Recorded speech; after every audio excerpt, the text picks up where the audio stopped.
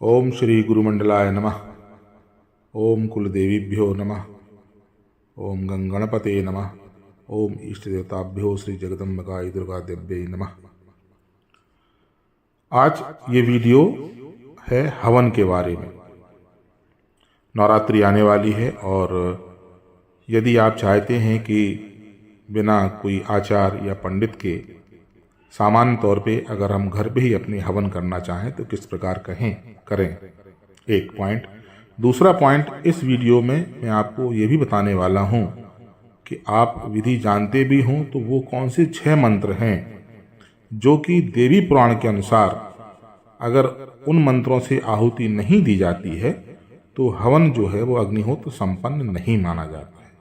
और आप कोई मंत्र ना करें, केवल उन्हीं 6 मंत्रों से आहुति प्रदान करते हैं तो मंत्र अग्निहोत्र पूर्ण माना जाता है और जो भी शास्त्र अनुसार उसका लाभ है वो करने वाले तक पहुंचता ही है। तो पहला प्रश्न ये है इस वीडियो का कि हमें हवन क्यों करना चाहिए। तो देखिए, नवरात्रि में विशेषकर ये वीडियो नवरात्रि के संदर्भ में ही बना रहा हूँ भगवती के, तो आपको सभी शास्त्रों में या देवी पुराण में हर जगह इसका वर्णन है कि सबसे प्रिय जो अगर कोई प्रोसेस है, कोई विधि है जिससे भगवती माँ दुर्गा प्रसन्न होती हैं वो है हवन। सबसे ज़्यादा प्रसन्न उसी से होती हैं और सारी मनोकामनाएं पूरी करने के लिए भी हवन का सहारा लिया जाता है माँ को प्रसन्न करने के लिए। तो ये है। दूसरा ये है कि हम हवन को किस प्रकार करें और क्या इसको करने से कोई साइड इफ़ेक्ट हैं, क्या माँ नाराज हो जाती हैं क्या। तो उसमें निवेदन ये है कि एक ही जो ये मेरा अपना व्यक्तिगत अनुभव है, जो मैं देख रहा हूँ, मैंने देखा अभी तक के अनुभव में, वो आपको बताऊंगा कि एक ही स्थिति ऐसी है कि जिसमें आपको जो है बहुत ज़्यादा नुकसान तो नहीं होगा, लेकिन हाँ जो है वो माँ नाराज हो सकती हैं। अब माँ नाराज हो जाए तो देखो, पुत्र का बुरा तो नहीं कर सकती है ना, लेकिन डांट जरूर सकती हैं, इतना तो संभव है। आपकी माएँ भी आपको डांटती ही होंगी। तो वो काम हमको नहीं करना है, वो मैं आपको बता दूंगा कि क्या नहीं करना है। माँ किस चीज़ से नाराज हो सकती हैं और आपकी माँ भी वो काम अपनी माँ के साथ करेंगे तो भी नाराज हो जाएंगे, तो भी मैं आपको अंत में बता दूंगा। आप वीडियो देखते रहिए अंत तक। तो ये जो है बहुत ही आसान विधि बता रहा हूँ और उन लोगों के लिए विधि है जिनको कुछ नहीं आता। मंत्र भी बताऊंगा, लेकिन मंत्र नहीं भी आते हैं तो जो सामान्य मंत्र हैं वो आप कर सकते हैं। आपको कुछ मंत्र नहीं आता है, कोई पूजा नहीं आती है, कोई विधि नहीं आती है, फिर भी आप हवन करना चाहते हैं क्योंकि आपको भगवती का आशीर्वाद चाहिए, इन नवरात्रि में उनकी ऊर्जा चाहिए, अपनी मनोकामना पूर्ति हेतु आप उनको प्रसन्न करना चाहते हैं, तो आप ये कर सकते हैं। तो अब आपको हवन के लिए कौन कौन सी वस्तु की जरूरत पड़ती है। तो एक आपको हवन कुंड चाहिए, छोटा सा, जैसा भी जितनी भी आहुति का करना चाहें उसके अनुसार आप चुनाव कर सकते हैं। हवन कुंड तांबे का हो बहुत अच्छा, मिट्टी का हो तो भी ठीक है, और नहीं तो सामान लोहे के मार्केट में बाजार में उपलब्ध है, वो भी आप प्रयोग कर सकते हैं। लेकिन हवन कुंड साफ सुथरा होना चाहिए, धुला हुआ होना चाहिए। एक दूसरा, आपको आवश्यकता होगी लकड़ी की, समिधा जिसको बोलते हैं। तो वो आम की लकड़ी का प्रयोग आप नवरात्रि में या किसी भी हवन के लिए कभी भी की जा सकती है, इसमें भी आप कर सकते हैं। तीसरा, आपको आवश्यकता होगी घी की। तो एक कटोरी में आपको घी चाहिए और आचमनी। आचमनी में जल, आचमनी एक जो तांबे की छोटी सी लोटा होता है और एक उसके साथ छोटी चम्मच होती है, इसको आचमनी बोलते हैं, वो जल का पात्र होना चाहिए आपके पास में। अगर वो नहीं भी है तो एक साफ गिलास और चम्मच तो आपके घर में अवेलेबल होगी, उसमें भी आप साफ जल लेकर के बैठ सकते हैं। इसके अलावा आपको सामग्री चाहिए जो कि आप अर्पण करेंगे हवन कुंड में। वो सामग्री क्या होगी वो मैं आपको बताऊंगा। आपको बैठने के लिए एक आसन चाहिए जिसमें बैठ करके आप हवन करेंगे। आपको थोड़ा कपूर चाहिए क्योंकि अग्नि में जब आप प्रज्वलित करेंगे तो उसमें कपूर की आपको आवश्यकता पड़ेगी। आपको थोड़े से फूल चाहिए और फूल की पंखुड़ियाँ हों, और अक्षत चाहिए, चावल यानी कि वो आपको आवश्यकता होगी। थोड़ी सी आपको रोली चाहिए। तो ये सामान्य जो है वो चीज़ें आपके पास में होनी चाहिए। सारी सामग्री अपने पास रखने के बाद सबसे पहले हम लोग पवित्रीकरण करेंगे, प्योरीफिकेशन करेंगे। उसमें सबसे पहले आपके पास जो जल है, आचमनी है, नहीं तो ग्लास में जो जल है वो चम्मच है, उससे अपने बाएं हाथ से लेकर के दाहिने हाथ की हथेली में जल ले लें, या अगर गेंदे का फूल है तो उसको जल में डिप करके सामने ऐसे रख लें। उसके बाद आपको मंत्र यदि ये बोल सकते हैं तो बोलें, ओम अपवित्रः पवित्रो वा सर्वावस्थां गतो विवा यः स्मरेत् पुंडरीकाक्षां स वायाभ्यन्तरः शुचिः ओम पुंडरीकाक्षः पुनातु। और अपने ऊपर और अपने चारों तरफ जो भी सामग्री है उसको ऊपर अपने ऊपर छिड़क लें। यदि आपको ये मंत्र नहीं आता है तो भी आपको ये जल लेकर के छिड़कना है और माँ भगवती से, दुर्गा से चीज़ें ये निवेदन करना है कि मेरे आसपास और मुझे आप चारों तरफ से पवित्र करें। मंत्र नहीं आता तो कोई बात नहीं। दूसरा, आपको जो पवित्रीकरण करना है वो उस आसन का करना है जिस पे आप बैठे हुए हैं, और वापस से आप बाएं हाथ से चम्मच से दाहिने हाथ पे जल ले लें, नहीं तो गेंदे के फूल को दोबारा से पानी में जल में डिप कर लें और डुबा करके उसको सामने रखें और ये मंत्र बोलें, ओम पृथ्वी तथा धृता लोका देवी तुम विष्णुना धृता तुम च धारय माँ देवी पवित्र कुरु चासनम। अगर ये मंत्र नहीं आता है तो कोई बात नहीं है, आप ऐसी पृथ्वी देवी से ये निवेदन करें या माँ जगदम्बा से निवेदन करें कि मैं जिस आसन पे बैठी हूँ या बैठा हूँ उसको आप पवित्र करने की कृपा करें। और ये ऐसी मन में धारणा करते हुए आसन के चारों तरफ उसको आप छिड़क लें और थोड़ा सा जिस फर्श पे ज़मीन पे बैठे हूँ वहाँ पे भी थोड़ा जल गिरा दें वहाँ पे भी, और पृथ्वी को मान करके उस फर्श को प्रणाम कर लें, अपने माथे से जल लगा लें। इसके बाद अगर आपने जल अपने माथे पे लगाया हुआ है स्पर्श करके तो एक बार थोड़ा जल लेकर के हाथ को धो लें। इसके बाद आपको बाएं हाथ से दाहिने हाथ में जल लेना है, वो 3 बार जल को ग्रहण करना है। ये मंत्र बोल करके 3 बार आपको जल पीना है। ओम केशवाय नमः, ओम माधवाय नमः, ओम नारायणाय नमः। ऐसा 3 बार बोल करके 3 बार आप जल पीजिए। मंत्र नहीं आता है तो आप साधारण तरीके से भी जल ग्रहण कर लें, भगवती से ये प्रार्थना करते हुए कि मुझे आप मेरे शरीर को, मेरे मन को, मेरी आत्मा को पवित्र करें ताकि मैं ये हवन करने के लायक शुद्ध हो सकूं। ऐसी आपको धारणा करना है। और वापस से थोड़ा जल ले करके ओम गोविंदाय नमः ये कहते हुए आप हाथों को धो लें। ये आपका पवित्रीकरण हो गया। अब इसके बाद सबसे पहले हम लोग गणेश जी का आवाहन करेंगे और उनकी स्तुति करेंगे। अगर आपको स्तुति आती है तो अच्छी बात है, अगर नहीं आती तो 7 बार केवल आपको ये बोल करके उनके निमित्त थोड़ा सा पुष्प और अक्षत और गंध यानी कि रूली या रूली वाले अक्षत में थोड़ी पुष्प की पंखुड़ियाँ अर्पित करनी है और 7 बार ही आपको बोलना है ओम गंग गणपतये नमः। ये ऐसे बोल के हम गणेश जी का आवाहन करेंगे कि हे गणेश जी महाराज, हमारे इस हवन को आप निर्विघ्न संपन्न कराने में हमारी सहायता प्रदान करें, हमको आशीर्वाद दें। इसके बाद आपके अगर कोई गुरु हैं तो उन गुरु को याद कर लें, ओम श्री गुरु चरण कमलेभ्यो नमः ऐसा बोल करके, और उनके निमित्त गंध पुष्पाक्षत एक खाली प्लेट रखें उसमें अर्पित कर दें। अगर आपका कोई गुरु नहीं है तो आप भगवान शिव को गुरु मान करके और उनको प्रणाम कर लीजिए। इसके बाद आपके जो भी कुल देवता हैं, कुल देवी हैं, उनको हम प्रणाम कर लें। ओम कुल देवताय नमः और गंध पुष्पाक्षत समर्पित कर दें। ओम कुल देवीभ्यो नमः, उनको गंध पुष्पाक्षत समर्पित करें। इसके अलावा अपने पूर्वजों को जरूर याद करें। ओम सर्व पितृभ्यो नमः, नहीं बोल पा रहे हैं संस्कृत तो सभी पितरों को यानी जो भी हमारे पूर्वज हैं उन सबको प्रणाम करते हुए गंध पुष्पाक्षत समर्पित कर दें। इसके बाद जो आपकी इष्ट देवी देवता हैं और प्रधान देवी देवता हैं, जैसे आप नवरात्रि में कर रहे हैं तो दुर्गा जी हैं, तो उनका आवाहन आपको करना है और उसका साधारण सा मंत्र है ओम भू भुवा स्वाहा श्री दुर्गा देव्यै नमः आवाहयामि।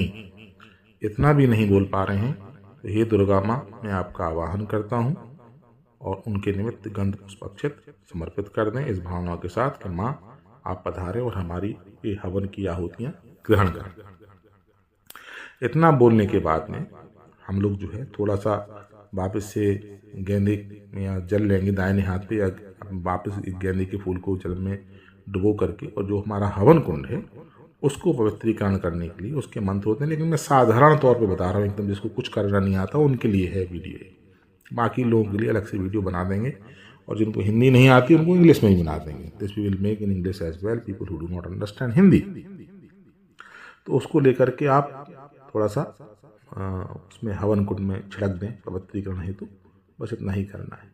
इसके बाद उसमें अपनी समिधा रख दें, लकड़ी रख दें, बीच में एक घी की बाती रख दें, और चारों तरफ कपूर रख करके अग्नि को प्रज्वलित कर लें। अग्नि को प्रज्वलित करने के बाद आपको चारों तरफ चम्मच से या आचमनी से जल घुमाते हुए उनको जल समर्पित करना है ना। आचमन जलम समर्पयामि, या जल समर्पित करके हवन कुंड के नीचे कहीं छोड़ दें या खाली कटोरी में छोड़ दें। उसके बाद अग्नि देवता को आप थोड़ा रोली अर्पित करें, पुष्प अर्पित करें, और अक्षत पुष्प अर्पित करने के बाद थोड़ा सा नैवेद्य मीठा भी आप अग्नि देवता का आवाहन करके, अग्नि देव आए जैसे देवता के रूप में उनका आप स्वागत करें, उनको नैवेद्य अग्नि में अर्पित करें, और 3 बार जल छोड़ दें घुमा करके, कि उनके नैवेद्य के बाद में हम जल छोड़ दें। ऐसा करके कि हाथ जो के अग्नि देवता को प्रणाम कर लें। एक काम आपको और करना है जो पहले मैं बताना भूल गया था, ये प्रारंभ करने से पहले हो सके तो एक दीपक आप जला लें, और यदि संभव हो तो धूप अगरबत्ती भी प्रज्वलित कर लें, ऐसा अच्छा रहता है।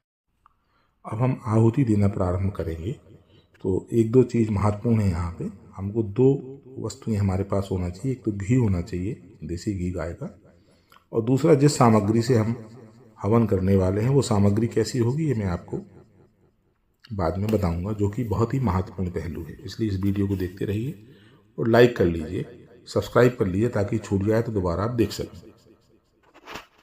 और किस तरीके से हमको जो शाकिल्य है या जो सामग्री है किस प्रकार से हमको देनी है, तो दाहिने हाथ से अंगूठा और बीच की 2 उंगलियां, यानी कि हमको अंगूठे के ठीक बगल वाली, जिसमें हम लोग रिंग फिंगर कहते हैं, उसको छोड़ देना है, उसको हाथ उसका यूज़ नहीं करना है, और सबसे छोटी जो होती है उसका यूज़ नहीं करना है। तो बीच के 2 उंगलियां मध्यमा और अनामिका और अंगूठा, बस इसके सहारे हमको सामग्री उठा करके अर्पित करनी है। तो पहले हमको ये आहुतियाँ मंत्र बोलते हुए घी से देनी है ना। और घी तो पिघला के आपके पास घी होना चाहिए, जमा हुआ घी नहीं होना चाहिए, एक बात। दूसरी बात यह है कि जब स्वाहा हम बोल रहे हैं, जब मैं स्वाहा बोल रहा हूँ, तो हर आहुति आपको स्वाहा पे देनी है, चाहे घी की हो चाहे सामग्री की हो। उसके बाद स्वाहा के बाद अगर कुछ बोला जा रहा है तो वो स्वाहा सामग्री अग्नि में अर्पण करने के बाद आपको बोलना है। तो पहले हम जो आहुति देंगे, जो कि जरूरी होती हैं, कोई भी छोटा सा हवन कर रहे हैं उसके लिए मैं आपको बता रहा हूँ। तो ये घी से आहुति देती है। पहली आहुति है ओम प्रजापतये स्वाहा। तो स्वाहा बोलते ही आप घी अर्पित कर देंगे जरा सा, और उसके बाद बोलेंगे इदम प्रजापतये इदम नमम इति मनसा। दोबारा से बोल रहा हूं मैं, अब मैं सारे मंत्र बोल रहा हूं, आप समझ गए होंगे कि स्वाहा बोलना है, अर्पित करना है, उसके बाद जो बाकी का हिस्सा अगर मैं कुछ बोल रहा हूं तो बाद में बोलना है। ओम प्रजापतये स्वाहा इदम प्रजापतये इदम नमम इति मनसा। ओम इंद्राय स्वाहा इदम इंद्राय इदम नमम इत्याधारौ। ओम अग्नये स्वाहा इदम अग्नये इदम नमम। ओम सोमाय स्वाहा इदम सोमाय इत्याज्यभागौ। ओम भू स्वाहा इदम अग्नये इदम नमम। ओम भुवा स्वाहा इदम वायवेदम नमम। ये आहुतियाँ आपको घी से देनी है। घी से आहुति देने के बाद अब ये आहुतियाँ हैं जो आपको देनी ही चाहिए। अगर आप नवरात्रि में कर रहे हैं तो बहुत साधारण उच्चारण है इनका, आप लोग आराम से कर सकते हैं। और ये आहुतियाँ आपको सामग्री से देनी है। और जहाँ मैं स्वाहा बोल रहा हूँ, स्वाहा बोलने के समय आपको वो आहुति उसमें अग्निकुंड में अग्नि को समर्पित करनी है। ओम प्रजापतये स्वाहा इदम प्रजापतये इदम नमम। ओम इंद्राय स्वाहा इदम इंद्राय नमः इत्याधारौ। ओम मग्नये स्वाहा इदम मग्नये। ओम सोमाय स्वाहा इदम सोमाय नमः इत्यादि भागौ। ओम भूः स्वाहा इदम मग्नये। ओम भुवः स्वाहा इदम वायवे। ओम स्वाहा स्वाहा इदम सूर्याय।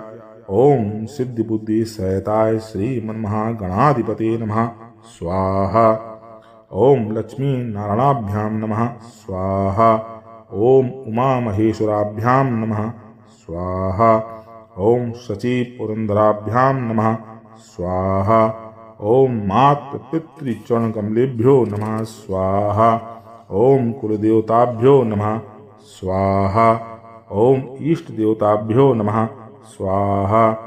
ओम ग्राम देवताभ्यो नमः स्वाहा। ओम स्थान देवताभ्यो नमः स्वाहा। ओम वास्तु देवताभ्यो नमः स्वाहा। ओम सर्वेभ्यो देवेभ्यो नमः स्वाहा। ओम सर्वेभ्यो ब्राह्मणेभ्यो नमः स्वाहा। ओम सर्वेभ्यः शक्तिभ्यो नमः स्वाहा। ओम एत्कर्म प्रधाने श्री दुर्गा देव्यै नमः स्वाहा। अब इसके बाद आपको जो है एक 6 आहुति और प्रदान करनी है, और वो 6 आहुति सबसे महत्वपूर्ण है, और ये आहुति आपको घी से प्रदान करनी है। और वो आहुति 6 मंत्र हैं। अगर आपको कुछ नहीं आता है तो सिर्फ ये 6 मंत्र से कर देंगे ना, जो मैंने आगे बोला, कुछ भी नहीं करेंगे, ये 6 मंत्र से आहुति कर देंगे। उसके बाद जिस मंत्र से आपको आहुति करना है उस मंत्र से आप आहुति कर देंगे तो भी आपका हवन सफल माना जाएगा। इतना साधारण और ये 6 पावरफुल मंत्र मैंने आपको देवी पुराण से दे रहा हूं। ओम प्राणाय स्वाहा इदम आदित्य देवाय नमः, ये पहली आहुति। ओम अपानाय स्वाहा इदम सोमाय नमः। ओम व्यानाय स्वाहा इदम अग्नये नमः। ओम उदानाय स्वाहा इदम वायवेदम नमः। ओम समानाय स्वाहा इदम पर्जन्याय नमः। ओम परमात्मने स्वाहा इदम परमात्मने नमः।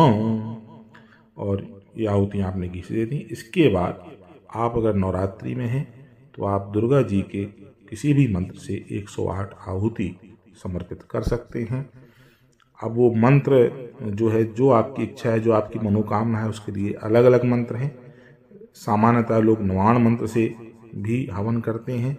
जिन लोगों को पूजा पाठ नहीं आती है, जो इस वीडियो को देख रहे हैं, तो मैं उनको ये सलाह देता हूँ, मेरा सजेशन है, परामर्श है कि आप 99 मंत्र से ना करें। आप दुर्गा जी के सबसे आसान और सबसे शक्तिशाली मंत्र से ही हवन करें तो अति उत्तम रहेगा। ओम दुन दुर्गायै नमः स्वाहा। ओम दुन दुर्गायै नमः स्वाहा। तो आपको 108 देना है। अब 108 गिनेंगे कैसे? दाहिने हाथ से आप कर रहे हैं। अब आप लोग इतने एक्सपर्ट नहीं होंगे कि बाएं हाथ से माला को घुमा सकें, तो आप 108 चने के दाने, कमलगट्टे, कोई भी चीज़ रख लीजिए, जिससे कि आप एक कटोरी से उठा करके दूसरी कटोरी में डालते जाएं टू काउंट, गिनने के लिए। 108 आहुति हमारी हो गई है ना। या फिर आप इलेक्ट्रॉनिक वॉच आती हैं, काउंटिंग मशीन, उसका भी यूज़ कर सकते हैं, क्योंकि बाएं हाथ से हम लोग जो गृहस्थ लोग हैं उनको माला करना ठीक से आता नहीं है, तो कोई प्रॉब्लम नहीं है। आप माला नहीं, आपको हमको काउंट करना है 108 आहुति, तो आप उससे कर सकते हैं, कोई समस्या है नहीं उसमें। अब आप जब 108 आहुति कर लें तो उसके बाद में आपको क्या करना है, आपको जो है वो अंतिम आहुति अगर आप दुर्गा जी की कर रहे हैं तो आपको जो पूर्णाहुति बोलते हैं, आपको इस तरीके, अच्छा, दुर्गा जी के बाद आपको 11 आहुति नवरात्रि में कर रहे हैं तो बटुक भैरव की जरूर डालना है। तो उनका मंत्र है ओम बम बटुकाय नमः स्वाहा। ये मंत्र बोलते हुए 11 आहुति आपको देनी है, या ओम बम बटुक भैरवाय नमः स्वाहा। माँ दुर्गा के बाद भैरव जी की आहुति देना एकदम जो है वो जरूरी हो जाता है। देखिए, वो इसलिए जरूरी हो जाता है कि माँ कुछ नहीं देती हैं, वो नहीं आती हैं किसी का काम करने के लिए, उनके पुत्र हैं बटुक भैरव, वो आते हैं, तो वो उनको भी थोड़ा बहुत हमको मतलब जो है उनके निमित्त भी आहुति देना, उनके प्रति भी प्रेम अनुराग होना चाहिए, जिसने आके हमारा काम करना है, जिसने आके हमारी मनोकामना पूरी करना है। ठीक है। और आप उसके बाद अंतिम आहुति ओम जयंती मंगला काली भद्रकाली कपालिनी दुर्गा क्षमा शिवा धात्री स्वाहा सुधा नमोस्तुते स्वाहा इदं दुर्गायै नमः। ये पूर्णाहुति आप डाल दीजिए। उसके बाद से वापस से आप घी से 5 आहुति देंगे। ओम प्राणाय स्वाहा, ओम अपानाय स्वाहा, ओम समानाय स्वाहा, ओम उदानाय स्वाहा, ओम व्यानाय स्वाहा। ये 5 आहुति आपने अंतिम दे दी और ये आपका हवन जो है संपन्न हो जाता है। इसके बाद आप दोनों हाथों को अपने मिला करके 3 बार बैठे आप हवन कर रहे हैं, 3 बार आपको घुमाना है हवन कुंड के ऊपर से। मतलब ये बैठ के एक प्रकार से परिक्रमा करना होती है और उस परिक्रमा का जो है वो मंत्र भी है और वो मंत्र आप बोल सकते हैं। अगर आपको बोलना नहीं आता है तो आपको जो मैं बता रहा हूँ या तो आप मंत्र को सुन लें और उसको कर लें, और नहीं तो मन में धारणा कर लें कि ये परिक्रमा जो भी मैंने पाप किए हैं, इस जन्म में मैंने पाप किए हैं या पूर्व जन्म में जो पाप किए हैं, इस हर परिक्रमा के साथ ये पाप जो है मेरे वो नष्ट हो रहे हैं। ऐसी हमको परिकल्पना करनी है। अगर आप बोल सकते हैं तो आप ये मंत्र बोल दें, यानी कानी च पापानि जन्मांतरकृतानि च तानि तानि प्रणश्यन्ति प्रदक्षिणा पदे पदे। ये आप बोल सकते हैं।